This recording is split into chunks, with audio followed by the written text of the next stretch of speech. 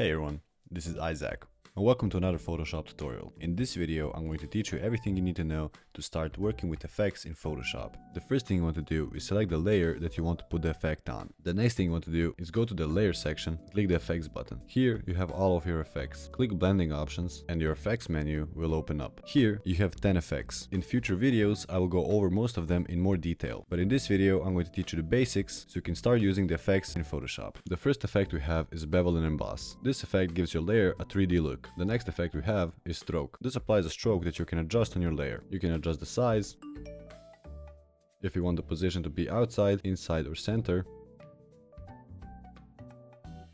the blend mode of the stroke, and if you want to learn more about blend modes, don't worry. Now, there's a whole video dedicated just to blending modes, so I won't go in depth in this video. Feel free to check out that video as well. You can choose the opacity of your stroke and the color.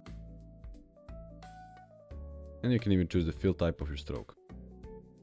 If you want it to be a gradient, color, or a pattern. Then we have inner shadow, which creates a shadow inside of our layer.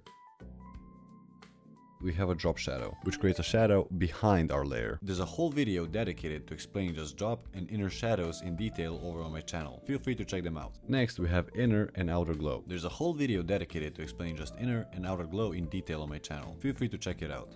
The next effect we have is satin. Satin effect adds soft inner shading that creates a silky glossy look to enhance depth and texture on the layer. You can adjust the blend mode, opacity, the color of the satin, the angle of the satin, distance, and the size. You can also take full control clicking on the contour editor. The next effect is color overlay, which is pretty simple. You can choose the blend mode, the color, and the opacity of the overlay.